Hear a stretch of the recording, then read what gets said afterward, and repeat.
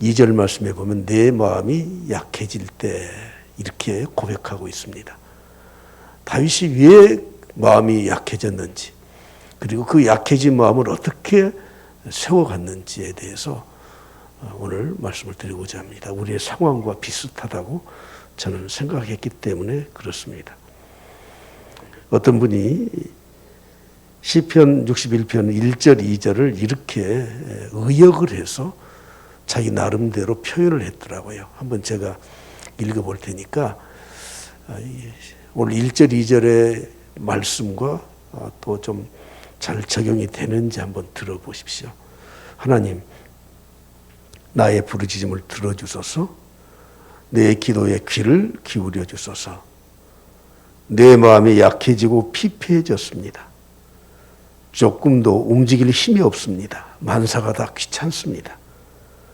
아무것도 하고 싶지 않고 그냥 이 자리에 털썩 주저앉고 싶습니다. 내 몸에 힘이 모두 빠졌습니다. 내가 주님 앞에 모든 것을 토로하고 소리 지르고 싶습니다. 내가 주님께 살려달라고 부르짖으오니 나의 대적이 따라오지 못할 높은 곳으로 나를 인도해 주십시오. 많이 공감이 되더라고요. 다윗이 참 어려움을 겪고 있었습니다. 오늘 우리가 겪고 있는 이 어려움에 우리들의 이 어려움이 비교되지 않겠지만 그래도 우리가 인생을 살다 보면 온 세계가 팬데믹 현상에 빠져서 모든 사람들이 고통스러워하고 있는 그런 상황에 처하기도 하고 개인적으로 또 인생의 큰 난관에 부딪혔을 때 우리는 다윗과 비슷한 그런 상황에 처할 수 있다고 생각이 됩니다. 다윗이 누굽니까? 이스라엘의 왕입니다. 다윗은 청소년 시절에 하나님의 도우심으로 그 거대한 장수인 골리앗을 물리친 용맹한 용사였었습니다. 그런데 왜 이렇게 다윗이 마음이 약해졌을까요? 그가 나라를 다스리면서 오는 실망감보다는 그의 가족들, 그의 자녀들 때문에 오는 고통 때문에 이런 고백을 할 수밖에 없었습니다. 그래서 신학자들은 이것은 다윗의 개인의 애가라고 부르고 있습니다. 여러분, 우리가 처해 있는 환경, 내가 겪고 있는 이 고통은 다른 사람은 잘 이해를 못해요. 그래서 아이고, 당신 같은 사람이 왜 그렇게 살아요? 그런 말을 하는 것은 그 사람에 대해서 정확히 알지 못하기 때문에 그런 것입니다.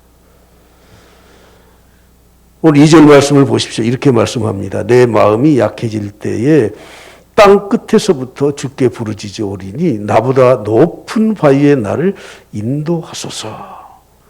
다윗이 마음이 약해졌는데 그 표현을 땅 끝에서부터 주를 부르짖으오니 땅 끝으로 비유해서 말씀을 하고 있습니다. 다시 말하면 여러분, 땅 끝은 벼랑 끝이에요. 벼랑 끝.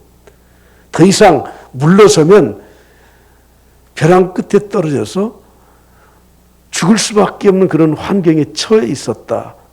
그렇게 우리가 이해할 수 있습니다. 영어 성경을 제가 찾아보니까 이 땅끝이라는 말에 대해서 faint라고 쓰더라고요. faint라는 말은 무슨 뜻이냐면 마음이 희미해졌다, 기절했다, 그런 뜻이에요. 지난번 우리가 보았던 개역 한글 성경에서는 내 마음이 눌릴 때 이렇게 번역을 했었습니다. 너무 고통스러워서 기절을 할 정도로, 실성을 할 정도로 그렇게 되고 말았다는 것입니다. 마음이 눌려서 아무것도 할 수 없는 그런 지경에 이르렀음을 땅끝이라는 이 단어로 표현하고 있습니다. 혹시 여러분들이 그런 경험을 했는지 모르지만 정말 인생에 큰 어려움을 당하고 고통을 당할 때 요즘 우리가 흔히 쓰는 말로 멘붕이라는 말을 하잖아요. 멘탈이 붕괴되었다. 아무것도 하고 싶지 않을 때. 아까 제가 시작하면서 읽어드린 그 말처럼 조금도 움직일 힘이 없습니다. 만사가 귀찮습니다. 아무것도 하고 싶지 않습니다. 그냥 털썩 주저앉고 싶습니다. 내 몸에 힘이 다 빠졌습니다. 바로 이런 상태를 오늘 우리에게 말씀을 하고 있는 겁니다. 사람이 극한 상황에 처하게 되면 정말 한 가지 생각밖에 없어요. 포기하고 싶다, 죽고 싶다, 그만 살고 싶다 하는 생각만, 그 생각밖에 할 수 없습니다. 제가 이 말씀을 보면서 옛날 지나간 어떤 사건이 생각이 났었습니다. 약 35년 전, 40년은 좀 안 되고요. 한 35년 전에 제가 저쪽 산수동이라는 데서 살았습니다. 그 살고 있는 곳에 보면 충장중학교가 있고 그다음에 산수초등학교가 있는데, 산수 오거리에서 계림동으로 나가는 그 길이 좀 약간 좀 경사가 진 도로예요. 그런데 오후에 아이들이 하교를 하고 있는 그때 바깥이 굉장히 어수선하더라고요.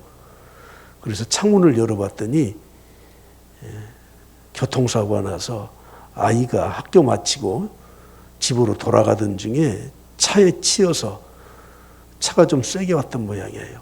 붕 떠서 인도로 떨어졌어. 근데 참 불행하게도 머리가 먼저 떨어져 버렸어. 그래서 이 머리 두개골이 다 깨져 버렸어요. 피가 난자예요. 경찰이 와서 조사를 하는데 늦게 소식을 듣고 그 엄마가 왔더라고요. 엄마가. 여러분 상상을 해 보십시오. 엄마가 그 아이 곁으로 가지를 못해요. 자지러져요. 기겁을 해요. 그리고 그냥 주저앉아서 그냥 넋을 잃고 두 손으로 얼마나 땅을 내려쳤든지 손에서 피가 철철 흘러요. 여러분 인생의 극한 상황에 처하게 되면 정말 멘탈 붕괴가 와요. 다윗이 왜 내 마음이 약해졌을 때라고 이렇게 고백하겠습니까? 단순히 내 마음이 그냥 좀 무너졌다는 그런 뜻이 아닙니다.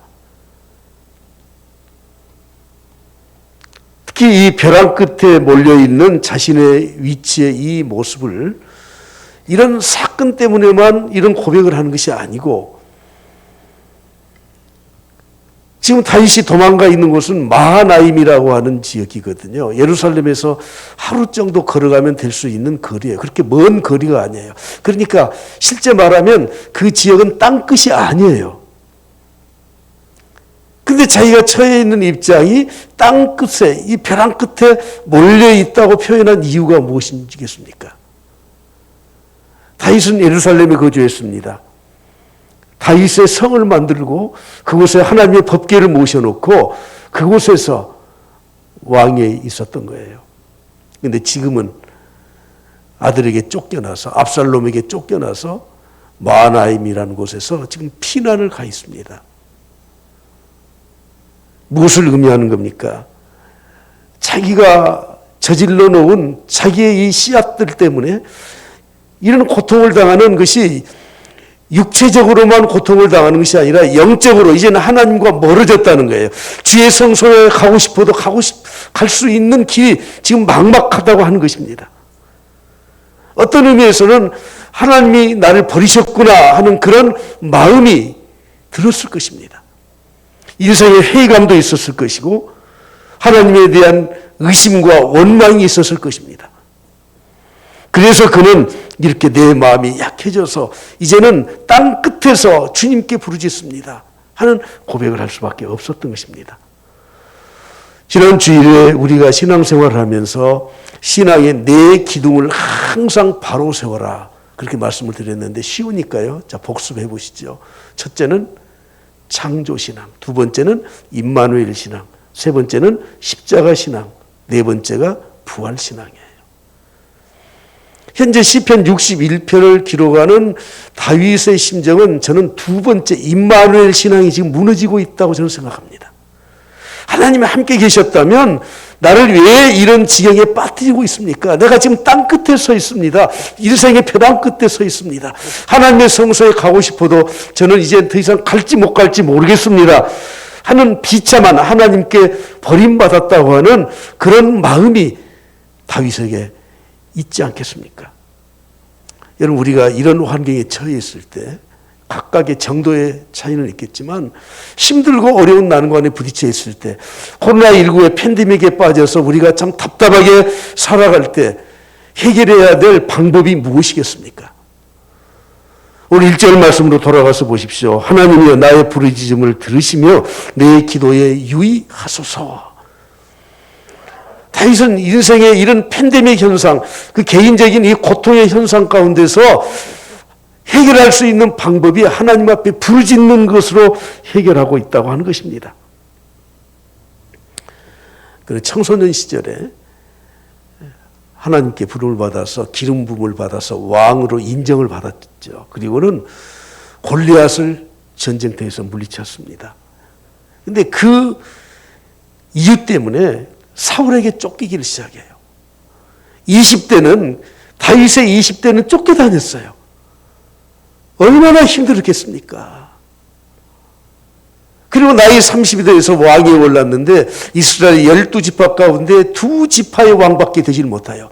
하나님이 그에게 기름을 부어서 왕으로 인정을 해주었는데 정작 왕이 될 때는 2지파밖에 안 돼. 그리고 7년 후에 통일왕국을 이루어서 지금 이만큼 나라가 안정되어서 진행되고 있는 이 환경에서 이런 변란을 당하게 되었던 겁니다. 과거에 사울에게 쫓겨다닐 때는 그래도 젊었습니다. 이제는 나이가 들어서 쇠약해져 있습니다. 과거에 사울 왕에게 쫓겨다닐 때는 그냥 그 왕에게 쫓겨다닌 거예요. 그러나 지금은 아들에게 배반을 당한 겁니다. 이 일이 있기 전에 자기의 딸 다말이 이복 오빠인 암논에게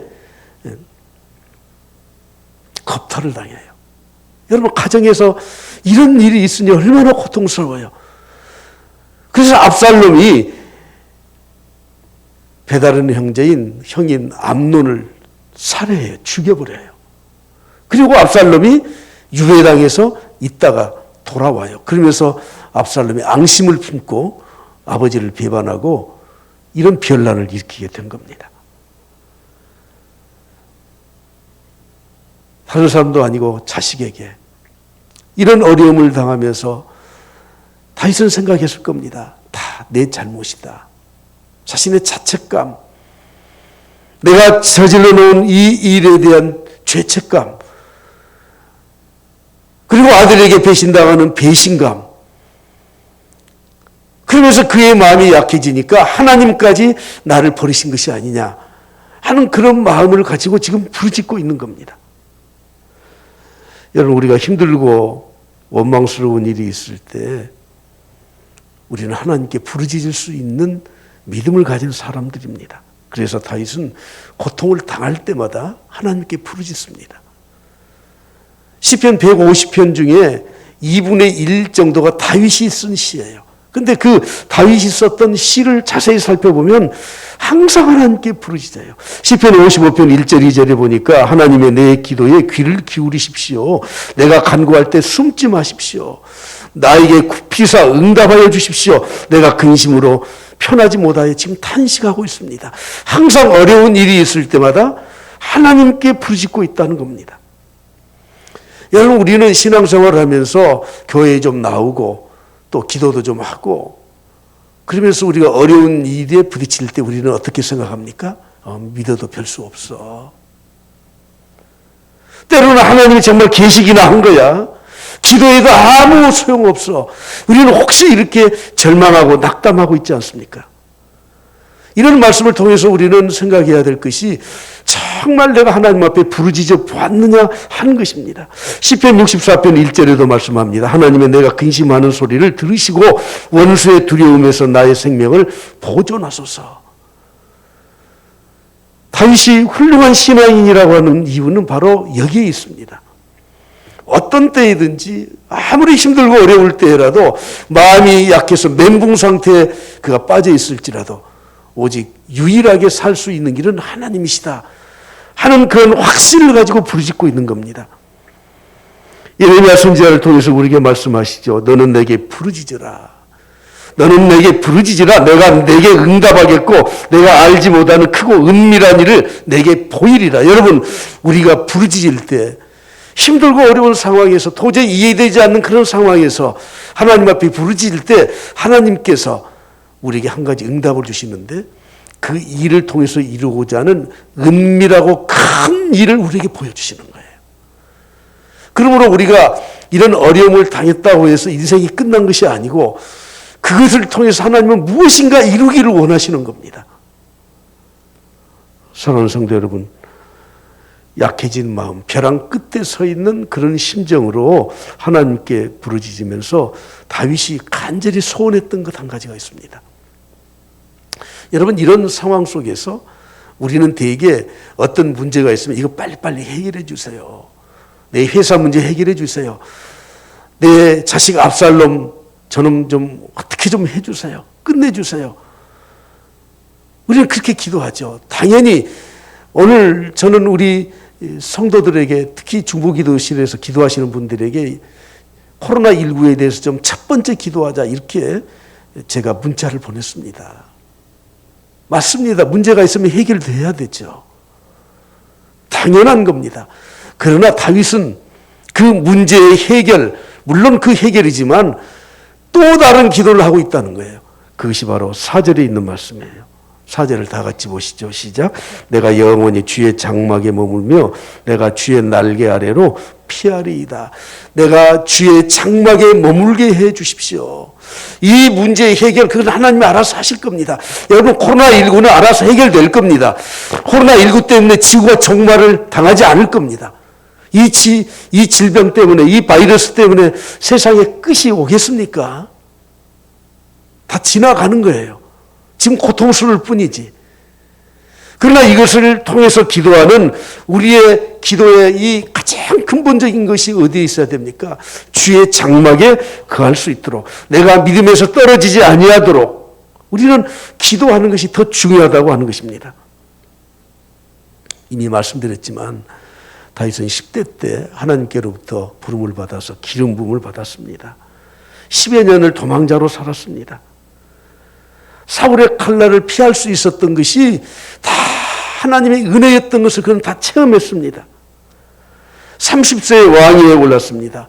40년 동안 지금 나라를 왕으로 통치하는 동안에 수많은 난관을 지금 그가 겪고 있는 과정에 있습니다.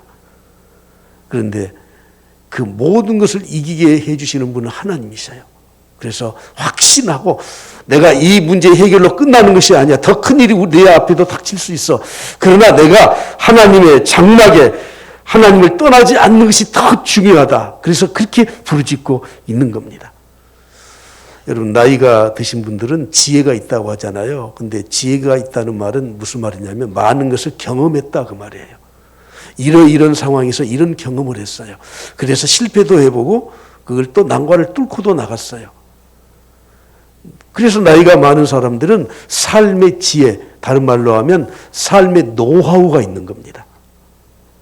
성경은 그래서 머리가 센 사람, 흰 머리 앞에서는 항상 너희가 겸손해져라고 말씀하지 않습니까? 다윗은 살면서 한 가지 하나님과의 관계에서 노하우를 가지고 있었습니다.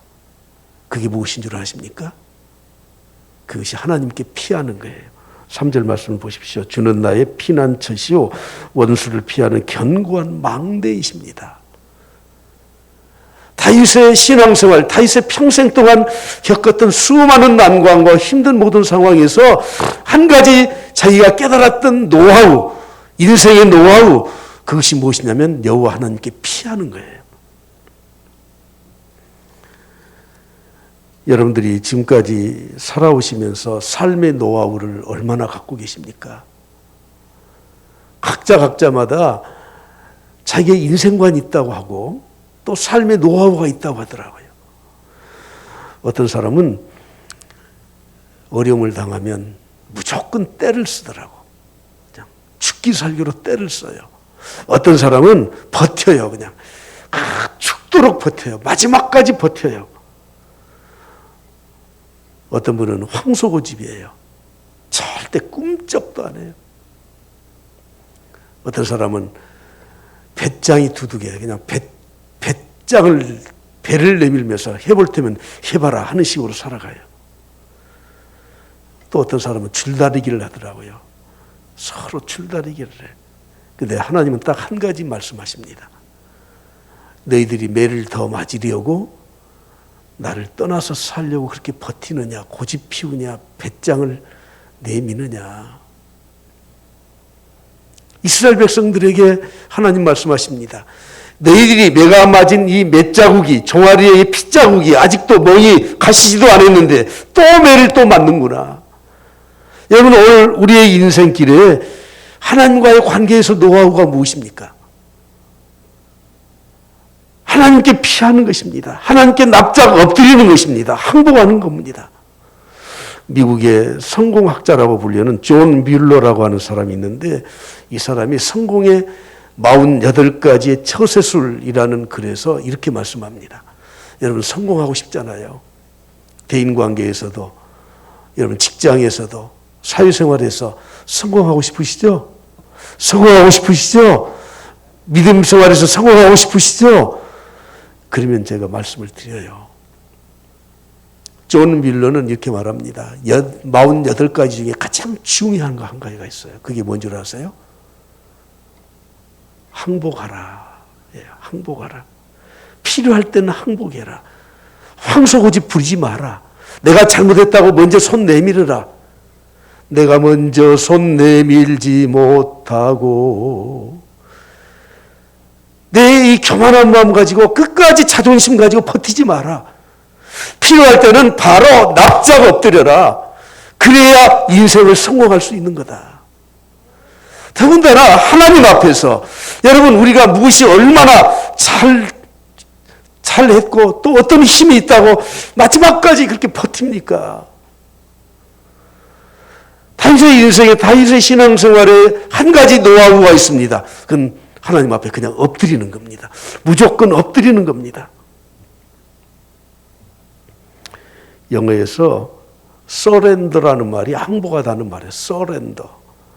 이 surrender라는 말의 뜻은 뭐냐면 자신을 점령한 사람에게 내 몸을 내어 맡긴다. 그런 뜻이에요. 납작 엎드린다. 자수한다. 몸을 맡긴다. 그런 뜻입니다. 여러분, 요즘 코로나19를 통해서 우리가 좀 어려움을 당할 때, 여러분, 내가 살겠다고 발버둥 치지 말고 일단은 한번 하나님 앞에 좀 납작 엎드려보는 계기를 좀 삼으시기 바랍니다. 우리가 하나님을 인격적으로 만났느냐 하는 그런 말을 많이 쓰는데, 그 말은 다른 말이 아니에요. 하나님을 인격적으로 만나느냐는 말은 내가 어려움에 처했든지 아니면 말씀을 통해서든지 하나님 앞에 한번 납작 엎드려 봤느냐, 하나님 앞에 좀 항복을 해본 경험이 있느냐, 바로 그것이 인격적으로 하나님을 만났느냐 하는 그런 말의 뜻입니다. 사람들은 자존심 때문에 항복을 안 하더라고요. 사람들은 명예 때문에 두 손을 못 들어요. 아직도 내 힘으로 얼마든지 일어설 수 있다고 생각하기 때문에 자신만만해서 그런지 모르지만 절대 하나님 앞에 엎드리지를 않아. 그런데 여러분, 빨리 항복하지 않으면 하나님이 말씀하신 것처럼 매를 더 맞게 되는 경우밖에 없습니다. 그래서 저는 이 말씀을 보면서 목회자는 도대체 뭐 하는 사람이냐, 성도들에게 어떤 영적을 주는 사람이냐 생각해 보니까 여러 가지가 있더라고요. 하나님의 말씀으로 위로해주고 격려해주고, 하나님의 말씀으로 올바른 길로 갈 수 있도록 가르치고. 그런데 가장 오늘 이 말씀을 통해서 깨닫는 게 뭐냐면, 운동 경기를 이렇게 하지 않습니까? 그러면 감독과 코치가 작전을 내려요. 특히 이 투기 종목에서는 권투 경기 하는 거 보셨죠? 선수가 힘이 붙여요. 그래서 죽게 맞아. 근데 심판은 카운트를 세려고 하지 않아요. 그리고 이 자기 선수가 그냥 마지막까지 버티면서 싸우려고 해요. 근데 아무리 봐도 이길 수도 없고, 더 매를 맞으면 이 선수는 죽게 생겼어. 더 이상 선수 생활을 할 수 없게 생겼어요. 그때는 어떻게 합니까? 예, 수건을 던지더라고. 끝났다. 내 선수 이제 끝났다. 제가 목회자가 해야 될 가운데 중요한 일이 이것이라는 것을 저는 이 말씀을 통해서 제가 깨달았습니다. 목회자는 성도들이 그냥 버티고 가장 자기 뜻대로 살고 싶다고 하고 그냥 발부둥 치면서 하나님 없이도 살만하다고 생각하는 그 사람들에게 찾아가서 하나님 앞에 항복하도록 권면하는 겁니다. 하나님 앞에 좀 엎드리십시오. 하나님께 항복한 사람은 하나님께 완전히 의탁하는 사람이에요. 베드로는 어부 출신이에요. 예수님은 목수 출신이에요. 여러분 누가 고기를 더 잘 잡겠어요? 누가 갈릴리 바다를 더 잘 알아요? 베드로 당연히. 근데 그날은 하나님이 그렇게 하셨죠. 밤새껏 그물질을 해도 고기를 못 잡았어. 베드로만 고기를 못 잡은 게 아니에요. 같이 일을 했던 요한도, 같이 일을 했던 여러 사람들이 아니 세상에 평생 동안 갈릴리 바다에서 평생 어부 생활을 하면서 밤을 새워가면서 그물질을 했는데 단 한 마리도 고기를 못 잡은 경우는 그때밖에 없었어요. 하나님이 그렇게 하셨기 때문이죠. 예수님이 가서 말씀하셨습니다. 깊은 곳에 가서 그물을 내리라. 누가복음 5장에 말씀합니다. 시몬이 대답하여 이르되 선생님 우리들이 밤이 새도록 수고하였을 때 잡은 것이 없습니다. 그러나 주님의 말씀에 의지하여서 주님의 말씀에 항복해서 내가 그물을 깊은 곳에 내리겠습니다 하고 그렇게 하니 다 같이 시작. 고기를 잡은 것이 심히 많아 그물이 찢어지는지라. 사랑하는 성도 여러분, 하나님 앞에 항복하게 되면 두 손 들고 하나님 앞에 하나님만이 살 길입니다 하고 의지할 때 비로소 하나님은 우리에게 새로운 살 길을 주신다고 하는 것입니다. 왜 이스라엘 백성들이 기도할 때 두 손을 높이 든 줄 압니까? 한번 들어보십시다. 자, 우리가 두 손을 한번 높이, 우리 한국 문화하고는 좀 안 맞아요. 그래서 지금도 안 들고 계시잖아요. 들어보시라니까요. 두 손을 이렇게 높이 들어. 이게 항복하는 표시예요. 하나님만이 나를 살려주실 수 있는 유일한 분입니다 하는 표시로 드는 거예요. 두 손 들고 따라서 하십시오. 김수환 집사님 안 드셔. 하나님 항복합니다. 전부여 의지 없어서 손 들고 옵니다.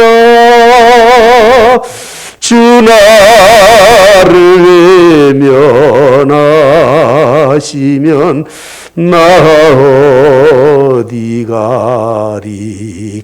가리까. 할렐루야. 사랑하는 성도 여러분, 마음이 약해질 때, 마음 둘 곳이 없을 때, 완전한 인생의 벼랑 끝에 있을 때, 우리는 주님을 피난처로 삼고 두 손을 들고 항복해야 돼. 그럴 때 하나님은 우리에게 새로운 길을 열어주시는 분이십니다. 오늘 마지막 결론으로 드릴 말씀은 다윗이 6절에 이렇게 말씀합니다. 왕에게 장수하게 하시옵소서. 자기를 좀 오래 살게 해달래요. 7절 말씀에 보면 여호와 앞에 거주하리니 나를 보호해 주시옵소서. 나를 보호해 달라는 거예요. 그런데 여러분 여기에서 그의 기도가 끝나지 않아요. 8절에서 이렇게 말씀합니다. 그리하시면 내가 주의 이름을 영원히 찬양하며 매일 나의 서원을 이행하겠습니다. 결국엔 다윗이 그렇게 해서 얻고자 하는 것이 무엇입니까? 장수입니까? 아닙니다. 자기를 보호해달라는 것입니다. 보호해달라는 것입니까? 아니에요. 내가 좀 살 수 있으면 하나님 더 살려주시고 나를 보호해 주셔서 결국엔 내가 해야 될 사명이 있는데 하나님을 찬양하고 감사하면서 살겠습니다. 내가 하나님께서 나에게 약속하신 그 왕 노릇을 내가 제대로 좀 한번 해보겠습니다 하는 것입니다. 여러분 오늘 우리들이 처해 있는 이 모든 환경에서 내가 해야 될 사명과 본분을 다 하지 못하고 살고 있다면 하나님 앞에 두 손 들고 간구하십시오. 그래서 하나님이 나에게 깊은 곳에 가서 그물을 던져서 고기를 잡게 하신다면 사람을 낚는 어부가 되겠습니다. 감사하며 찬양하면서 사명 감당하여서 이런 어려운 시기에도 절대 하나님의 사람을 버리지 않는다는 확신 속에서 여러분 새롭게 일어설 수 있기를 그리스도로 간절히 축복합니다.